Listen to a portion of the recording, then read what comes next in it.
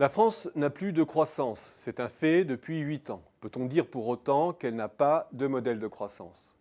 La vérité, c'est que les modèles de croissance ont la vie dure. On ne change pas un contrat social bâti au fil des décennies et même des siècles en un coup de baguette magique. Il n'y a que les économistes pour croire cela.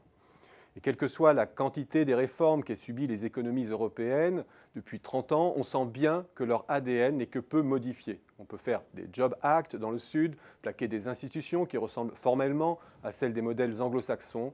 Les comportements économiques ont des racines culturelles profondes. Revenons au cas français. Qu'est-ce que le modèle français? C'est d'abord un modèle de socialisation des grandes fonctions d'intérêt général, la culture, l'éducation, la santé. C'est un choix qui assure une certaine homogénéité de ces services essentiels et une égalité d'accès, sans ignorer pour autant la dualité du modèle français d'élitisme républicain. Un choix qui favorise aussi la natalité, puisque la venue d'un enfant n'occasionne pas de bouleversement budgétaire. Un choix aussi qui permet une certaine traçabilité financière et prévisibilité, puisque l'essentiel du financement de la protection sociale est assise sur un prélèvement sur le revenu courant et donne lieu à des versements prévisibles. Ce n'est pas le cas des régimes par capitalisation volontaire, dont l'équité, le rendement et la valeur sont soumis à de forts aléas, ce qui réduit la visibilité sur la qualité du provisionnement des risques. Ce choix a ses contraintes. La montée en puissance de la population dépendante, c'est maintenant, jeunes et seniors.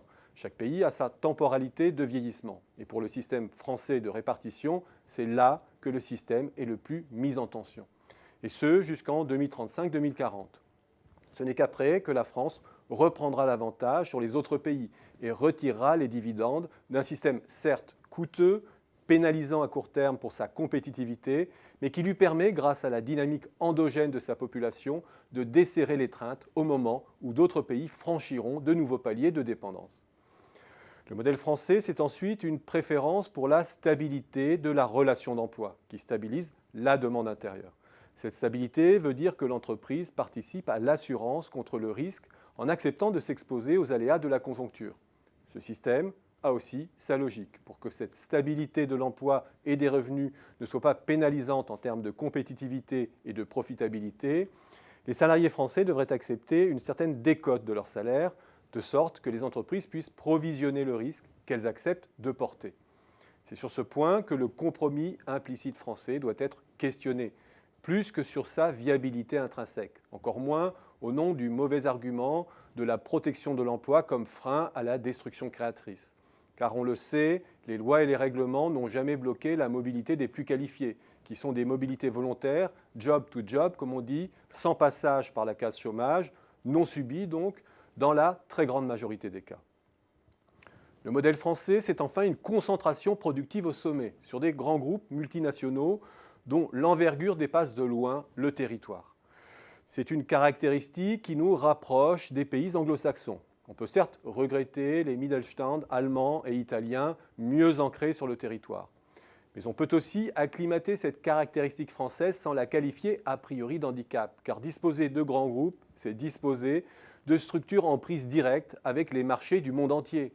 C'est disposer d'une puissance de feu financière pour acquérir des marques, des brevets, mobiliser des savoir-faire à travers le monde. Une puissance de feu financière qui permet à ces mêmes groupes d'être des acteurs clés du développement des jeunes pousses après acquisition.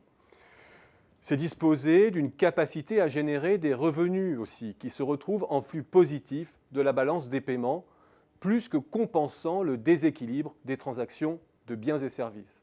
Alors certes, cela crée un risque de capture du politique, un risque industriel plus concentré. On le voit depuis plusieurs années avec Alstom, Lafarge, etc. Mais la balance du jeu de la prédation n'est pas nécessairement défavorable à la France lorsque l'on regarde notre balance des investissements directs, où nos acquisitions à l'étranger excèdent structurellement les investissements des étrangers en France. Alors dire que la France n'a pas de modèle de croissance est erroné. Une erreur qui pousse à la faute, car ce modèle a sa cohérence et à force d'être dans le déni de notre modèle, c'est sa cohérence interne et son efficacité que nous oublions de travailler.